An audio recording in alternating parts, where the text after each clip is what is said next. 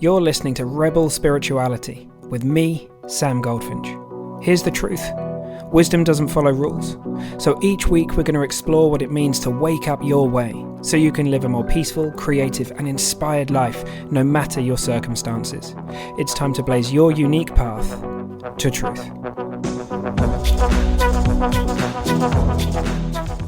Hey Rebels! Now I'm sure many of you will have read Eckhart Tolle's The Power of Now. It's an incredible book. It completely changed my life. It was a total game changer for me. When I was 17 or 18 years old, it completely blew the doors open for me and opened me up to this incredible spiritual path and a different way of viewing life.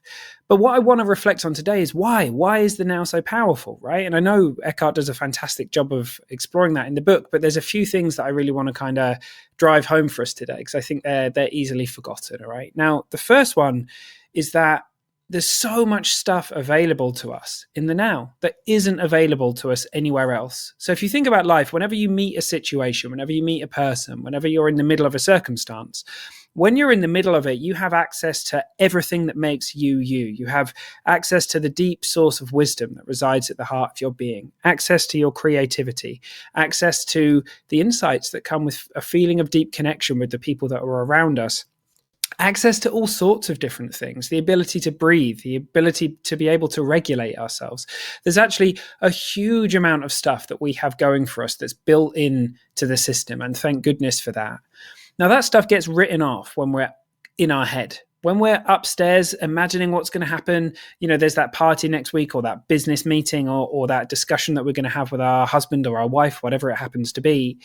Up there, things get really scary really quickly, right? We play out what we think is going to happen. We have those conversations and we imagine things and we scare the shit out of ourselves with it all because we have this infinite power, this creative power of thought, and we can create whatever we want up there in our head, right? And it's incredibly hard to handle that, but we'll never have to. And you will never have to. You will never have to handle the things that you're innocently creating in your mind through the power of thought.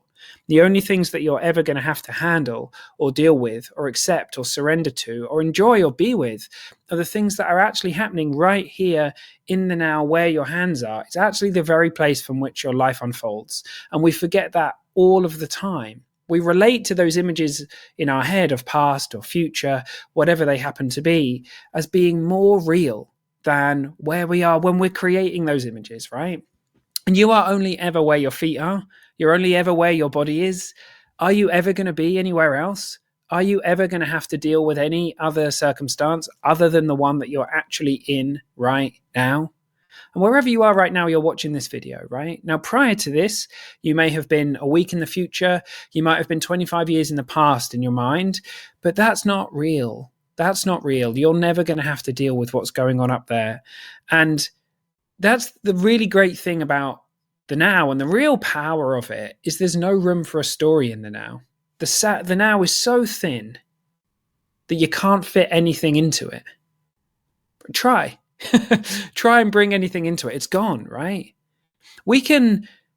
Stories live on psychological time, as Eckhart calls them, right? This idea of past and future, places that we're never going to go to, places that aren't real, places that don't truly exist other than in the mind, which uses them to give itself a sense of continuation, right? It gives it a sense of like, well, this is what happened to me and that's what will happen to me, right? And kind of creates these stories around that. And it's a good job that it does. I mean, a lot of our sense of self, we can construct it because we have the ability to be able to hold ideas about ourselves through psychological time, right? So I can develop an idea about myself when I'm 5 or 6 years old.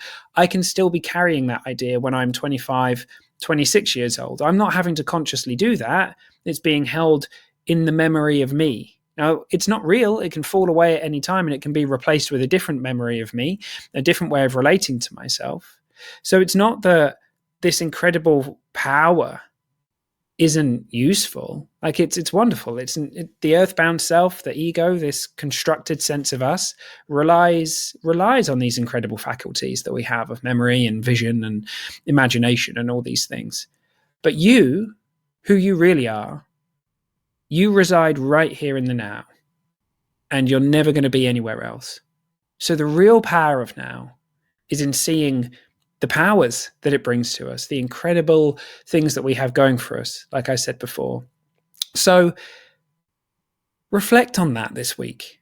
Just sit back for a minute and consider how much of your life are you actually spending where your life plays out, and how much of your life are you spending in visions of the future, projections of what may or may not happen, innocently creating insecurity and anxiety, but how much of that is unnecessary? Just bringing some awareness to that is one of the most powerful things in the world, because the truth of the matter is that you can't actually be anywhere other than the now.